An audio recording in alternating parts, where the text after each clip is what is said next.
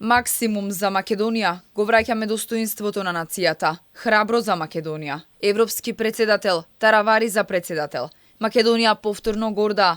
Нашиот председател Стево. Под овие слогани 7 кандидати за шеф на државата продолжуваат да ги тераат предизборните карвани. Македонија мора да продолжи на патот на евроинтеграциите, но не по секоја цена, туку со окрената глава како македонци по основните заложби на Крушевскиот манифест, вели Максим Димитриевски, кој тврди дека има излез од црно-сивиот свет.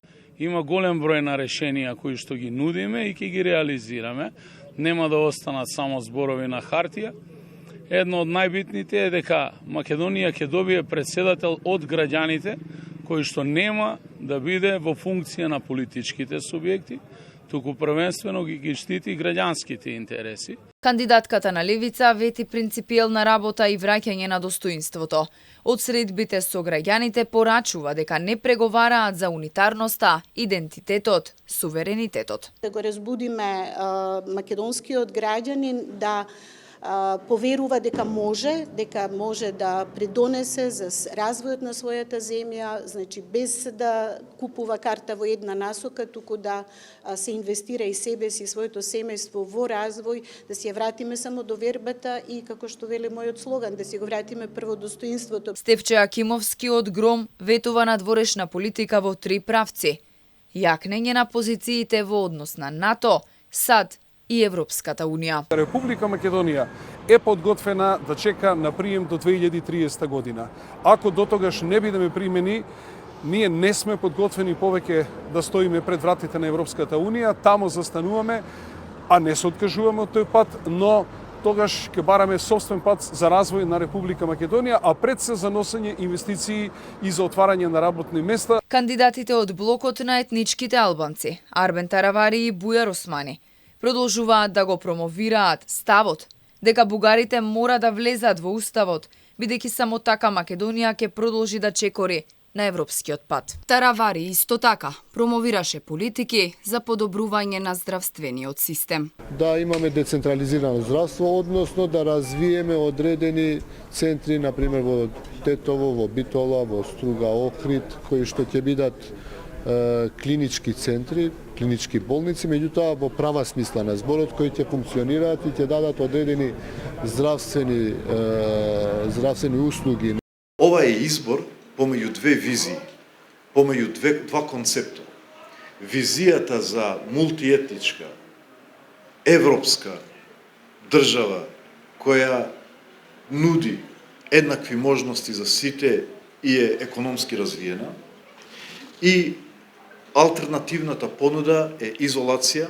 Време е за Република на народот, време е за 4 Илинден. Кандидатката на ВМРО ДПМН најави борба со која ќе ја заслужиме гордоста, но и развивање на Македонија во сите области, со што државата ќе стане подобро место за живење, каде на вистински места ќе дојдат најдобрите, а најумните нема да заминуваат. Гордоста, како во химната, секогаш сме ја заслужувале и зајакнувале со битката за правдините.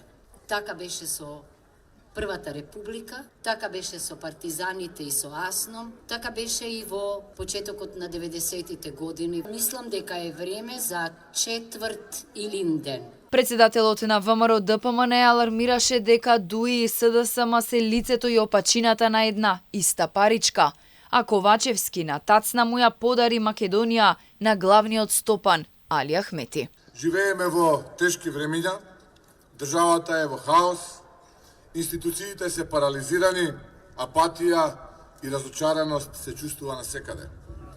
Изгубена е довербата во политичарите, бидејќи народната волја е многу пати изигрувана.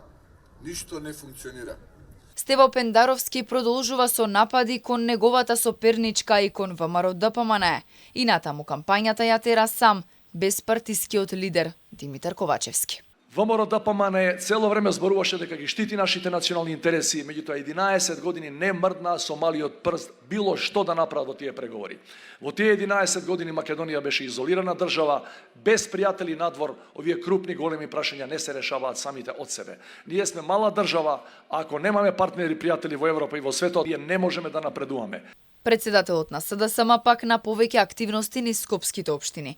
Порача дека кандидатот предложен од неговата партија ќе бил председател на сите. Стево Пендаровски, кој е наш председател, кој докажа како треба да изгледа еден модерен, прогресивен председател кој се грижи за сите граѓани и секако подоцна да ја поддржат и коалицијата за европска иднина и со тоа да имаме и председател и влада со кој што државата ќе биде на сигурна патека кон европските интеграции. Македонската јавност до 8 мај, кога ќе се одржат парламентарните и вториот круг од председателските избори, ќе биде сведок на реални и нереални ветувања, заложби за подобра иднина, но и тешки обвинувања и обиди за оцрнување на опонентите.